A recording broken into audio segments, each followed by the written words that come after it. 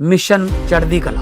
और मैं भारत के हर नागरिक को, उद्योगपति को, चैरिटेबल ट्रस्टों को, कलाकारों को, पूरी दुनिया में बसते पंजाबियों को, बहन भाइयों को दिल से अपील करता हूँ, आओ पंजाब को दोबारा अपने पाँव पे खड़े करने का टाइम आ गया है। पुनर्वास में और रिस्ट्रक्चर में पंजाब का साथ दीजिए। मैं वचन देता हूँ, जो भी आप मेहनत की कमाई से 1 रुपया भी अगर निकालोगे तो 1.25 रुपया बना के हम पारदर्शिता और ईमानदारी से इस्तेमाल करेंगे।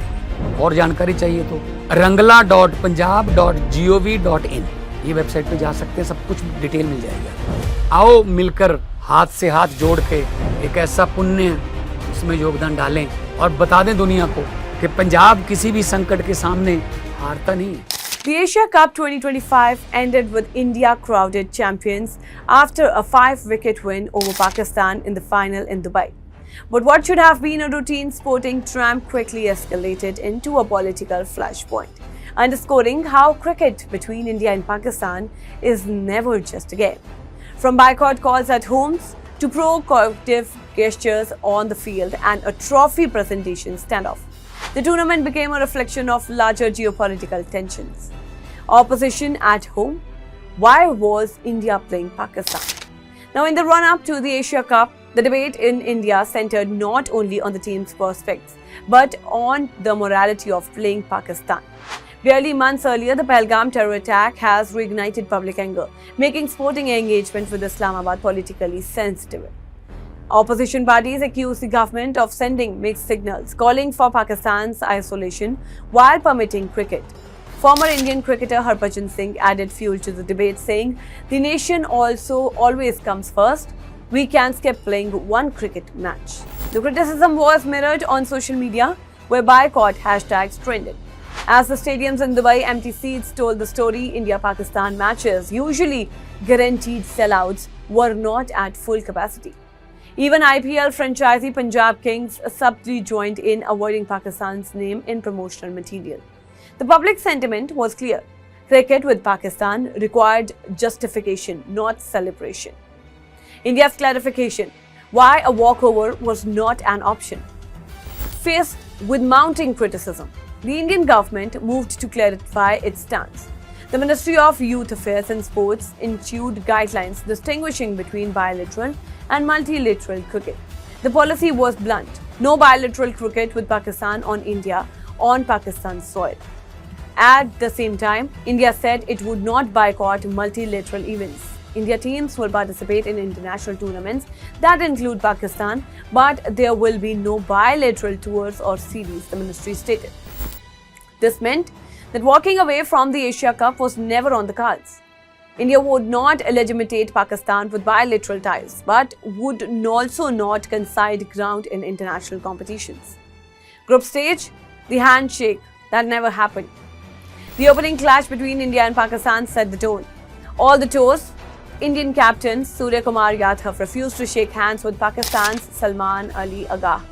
After the game, the Indian team also avoided the customary post-match courtesy. Now, the Pakistani Cricket Board protested, even suggesting that the ICC has instructed players not to shake hands. The BCCI dismissed the claim, insisting that it was a deliberate decision guided by New Delhi's position. No symbolic warmth, not even in rituals. On the field, India dominated, with Surya Kumar dedicating the win to the armed forces and victims of Pahalgam attack. Super 4. Provocations and backlash. If the group stage was cold, the Super 4 clash turned confidential.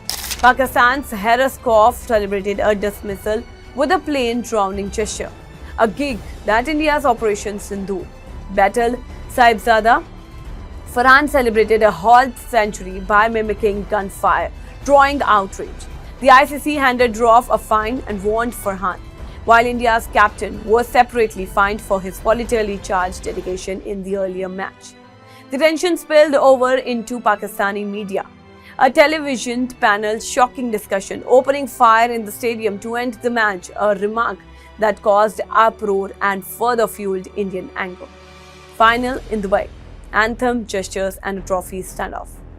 The grand final was anything but celebratory.